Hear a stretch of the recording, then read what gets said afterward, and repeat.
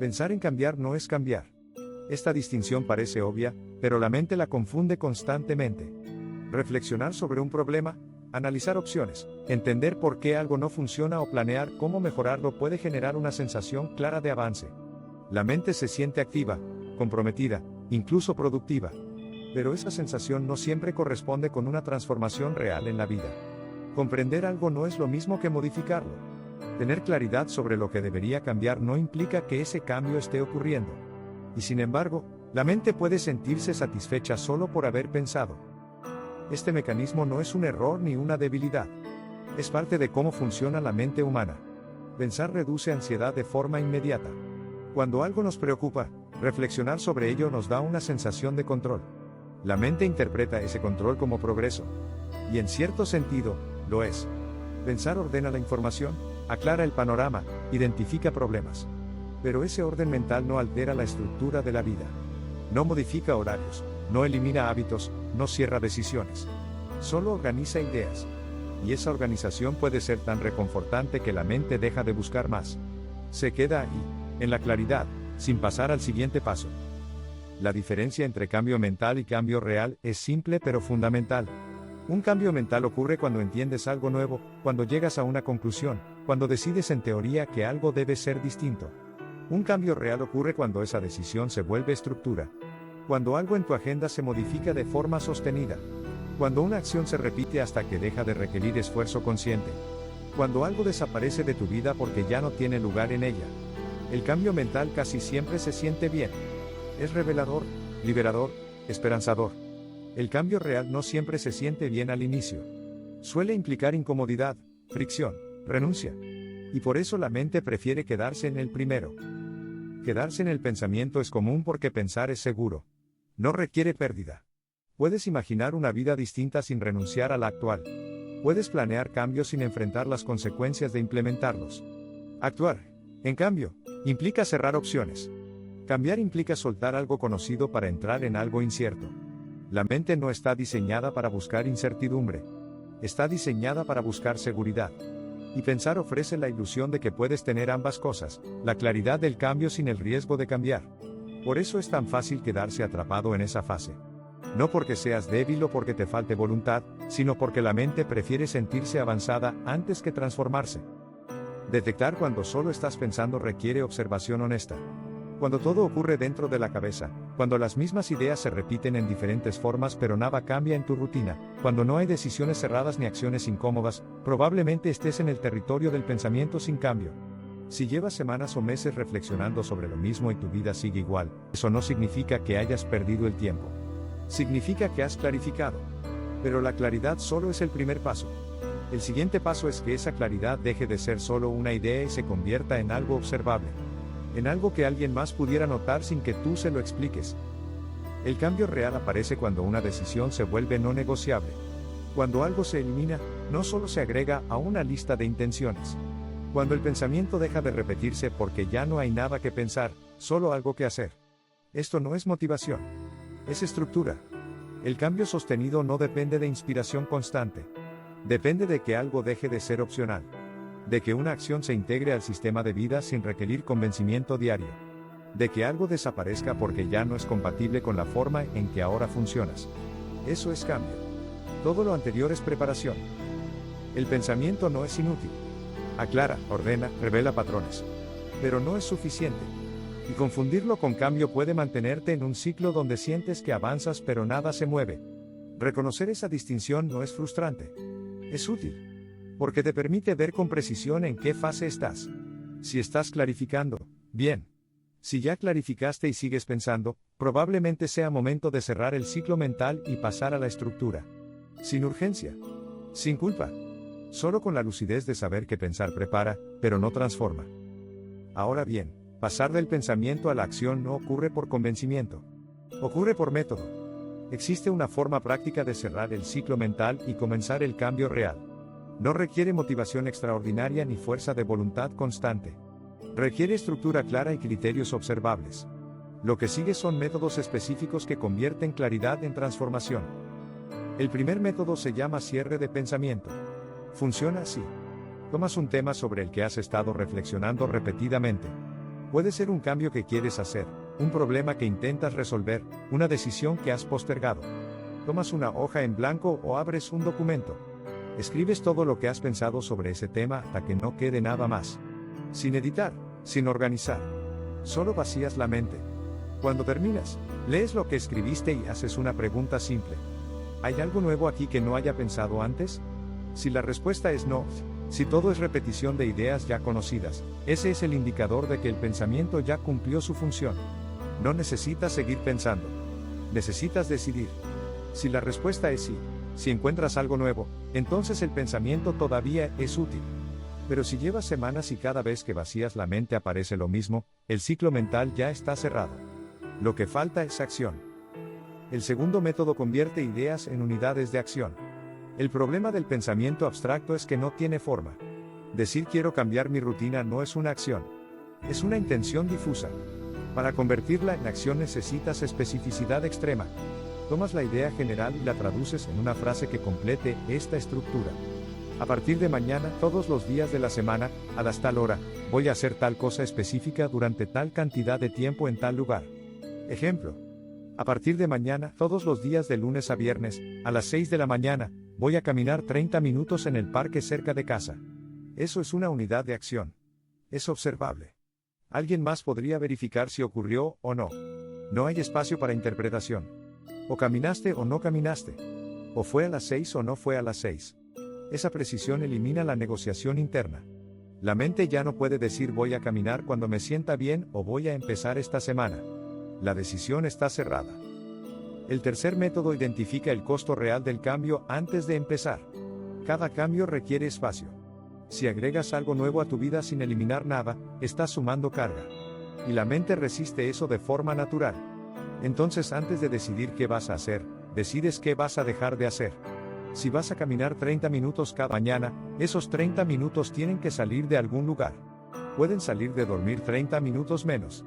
Pueden salir de eliminar 30 minutos de redes sociales por la noche. Pueden salir de preparar el desayuno la noche anterior para ahorrar tiempo. Pero tienen que salir de algún lugar específico. No puedes agregar sin restar. Cuando identificas con precisión qué vas a perder, el cambio se vuelve realista. Y la mente deja de resistir porque ya no es una sorpresa. Sabías que ibas a perder eso. Lo decidiste de antemano. El cuarto método usa repetición como señal de integración. El cambio no ocurre por hacer algo una vez. Ocurre por hacer algo hasta que se vuelve automático. Pero la mente necesita un criterio claro para saber cuando algo ya está integrado. Ese criterio es simple. Cuando una acción deja de requerir esfuerzo consciente para iniciarla, está integrada. Al principio, cada mañana tienes que convencerte de levantarte a caminar. Hay fricción. Hay resistencia. Pero después de 20 o 30 repeticiones consecutivas, el cuerpo se levanta sin negociación interna. Esa es la señal. Hasta ese momento, el cambio es frágil. Requiere vigilancia. Después de ese momento, el cambio es estructura. Ya no necesitas pensar en ello. Simplemente ocurre. Este proceso no puede acelerarse. La única forma de integrarlo es repetición sostenida sin interrupción. Un día perdido no arruina todo, pero 3 días consecutivos perdidos reinician el proceso. El quinto método elimina decisiones diarias. Cada mañana que te preguntas si hoy vas a caminar o no, estás gastando energía en decidir. Y esa energía se acumula. Eventualmente, un día la respuesta será no. Y ese no se repetirá. La forma de evitarlo es eliminar la pregunta. La decisión no es diaria.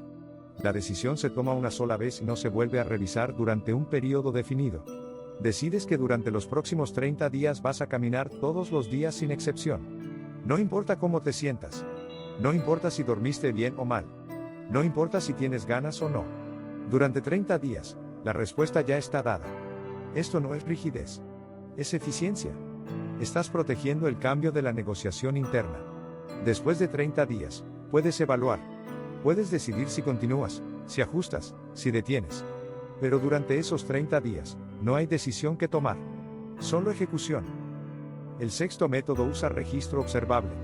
La mente puede distorsionar la percepción del progreso. Puedes creer que has estado haciendo algo de forma consistente cuando en realidad ha sido intermitente. O puedes creer que no has avanzado nada cuando en realidad has sido constante. El registro elimina esa distorsión. Cada día que completas la acción, marcas un punto en un calendario o una hoja. No escribes reflexiones. No describes cómo te sentiste. Solo marcas. Hecho o no hecho. Después de una semana, 2 semanas, un mes, puedes ver con precisión qué ha ocurrido. Ese registro es información objetiva. No puedes engañarte. Si hay 7 marcas en 7 días, fuiste consistente.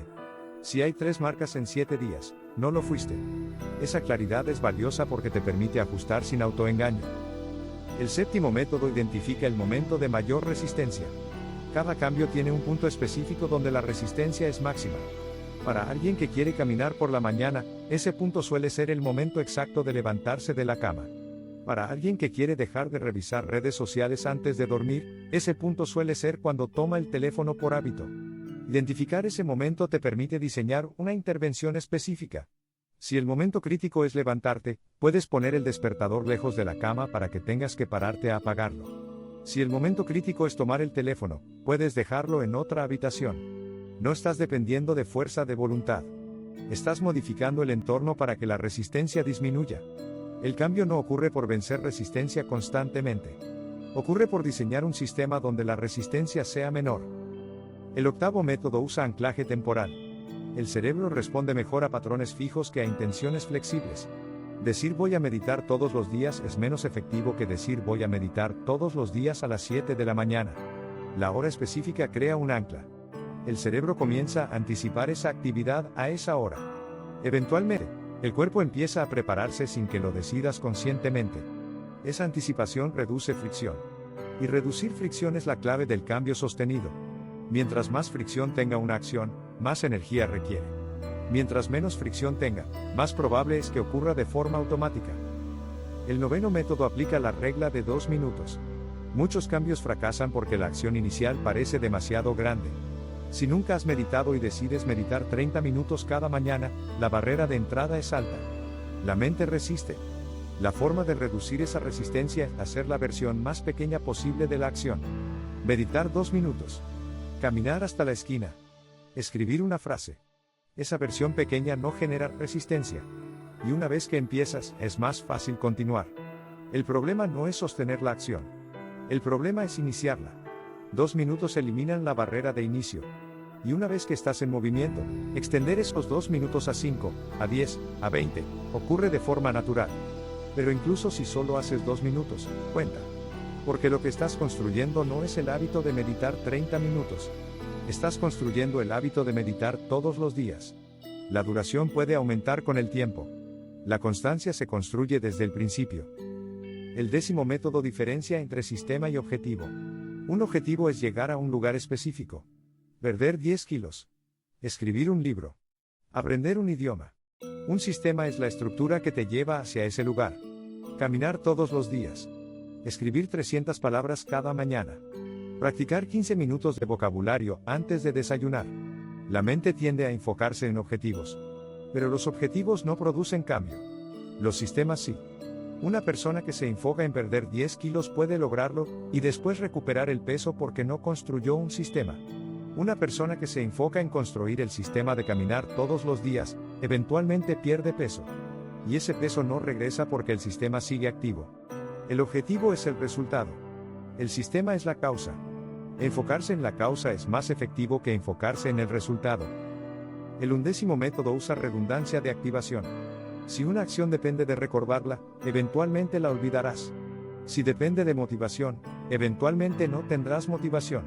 Si depende de que las condiciones sean perfectas, eventualmente las condiciones no serán perfectas. La redundancia de activación significa que creas múltiples recordatorios externos que no dependen de tu estado interno. Una alarma en el teléfono. Una nota visible en el lugar donde ocurrirá la acción. Un objeto físico que sirve como disparador. Si vas a meditar cada mañana, dejas el cojín de meditación en el lugar donde lo verás al despertar. Si vas a escribir, dejas la libreta abierta en tu escritorio. Estos disparadores no requieren que recuerdes. Simplemente están ahí. Y su presencia te empuja hacia la acción sin que tengas que decidir. El 12º método identifica pensamientos de sabotaje antes de que ocurran. La mente genera justificaciones automáticas para interrumpir el cambio. Hoy no dormí bien, puedo saltarme el ejercicio. Ya llevo una semana, me merezco un descanso. Un día no importa. Estas justificaciones no son irracionales. Son estrategias de la mente para volver a la comodidad. Si las identificas antes de que aparezcan, puedes preparar una respuesta. Escribes las justificaciones más probables y al lado escribes la respuesta que usarás. Cuando aparezca el pensamiento "hoy no dormí bien", ya tienes lista la respuesta. "Precisamente por eso necesito moverme, para despejar". No estás improvisando. No estás negociando. Ya decidiste.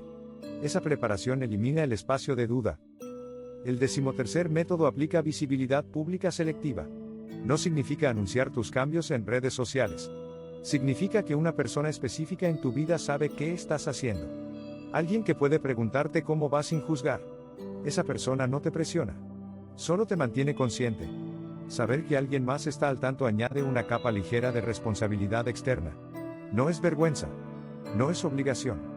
Es simplemente una presencia que te recuerda que lo que decidiste no es solo una idea en tu cabeza. Otra persona lo sabe. Eso lo hace más real. El 14º método usa incompatibilidad estructural. Hay cambios que no ocurren por agregar algo nuevo. Ocurren por hacer imposible lo anterior. Si quieres dejar de revisar redes sociales antes de dormir, borrar las aplicaciones del teléfono, es más efectivo que decidir no abrirlas.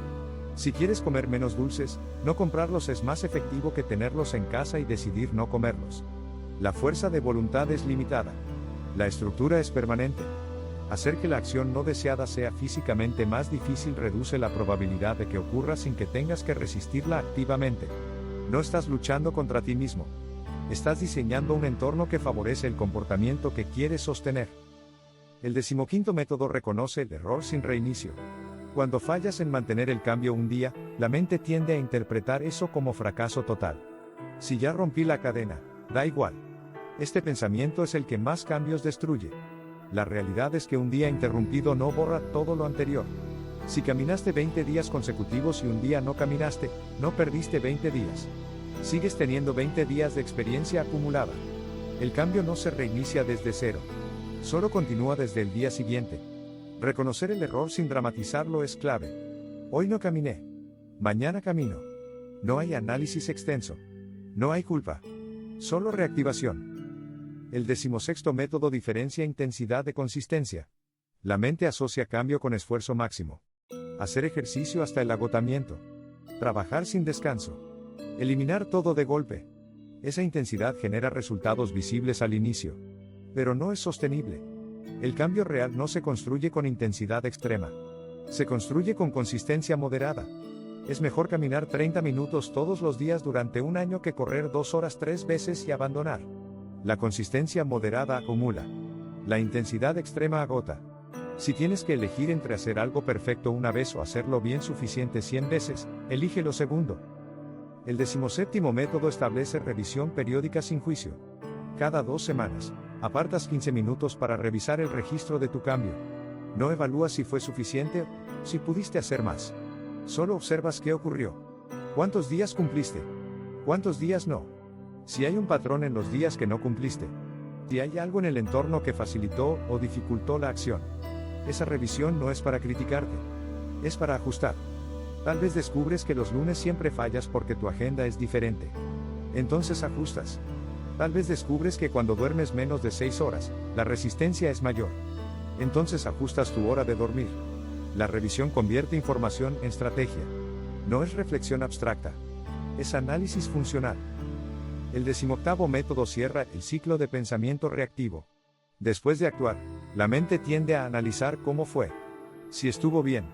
Si valió la pena. Si debería continuar.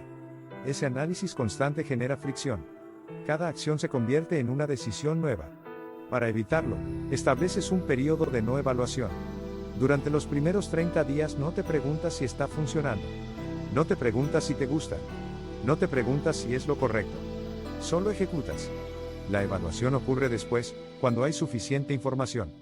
Evaluar todos los días es gastar energía en decidir. Evaluar después de 30 días es usar información real para ajustar. El 19º método identifica recompensa intrínseca. Los cambios que dependen de recompensas externas son frágiles. Si caminas porque quieres verte bien, el día que no veas resultados visibles, la motivación disminuye.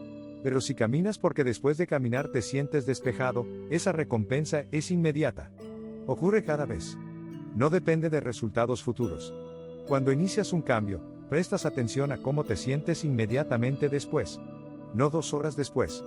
No al día siguiente. Inmediatamente. Si encuentras algo positivo en ese momento, ese se convierte en el ancla. No estás caminando para verte bien en 3 meses. Estás caminando porque en los siguientes 30 minutos te sientes distinto. Esa recompensa inmediata sostiene la acción mucho mejor que cualquier objetivo lejano. El 20º método aplica simplicidad absoluta. Los sistemas complejos fallan. Si tu plan requiere 5 pasos antes de empezar, eventualmente no harás los 5 pasos. Si requiere condiciones específicas, eventualmente esas condiciones no estarán. Cuanto más simple sea la acción, más probable es que ocurra. No necesitas ropa especial para caminar. No necesitas aplicaciones para meditar. No necesitas el momento perfecto para escribir. Reduces el cambio a su versión más básica. Esa versión básica es lo que sostienes. Todo lo demás es opcional. La complejidad mata la constancia. La simplicidad la protege. El pensamiento aclara. El cambio ocurre cuando esa claridad se convierte en estructura observable. Estos métodos no requieren motivación extraordinaria. Requieren decisión clara y ejecución consistente. No funcionan todos al mismo tiempo. Eliges uno o 2. Los aplicas hasta que se vuelven automáticos. Después añades otros si es necesario. Pero el principio es el mismo. El cambio no ocurre en la mente. Ocurre en la repetición sostenida de acciones específicas en momentos específicos hasta que dejan de requerir esfuerzo consciente. Eso es todo. No es inspirador. Es funcional. Y lo funcional es lo que transforma. Si este enfoque te aportó claridad, deja tu comentario y suscríbete para más contenido de este estilo.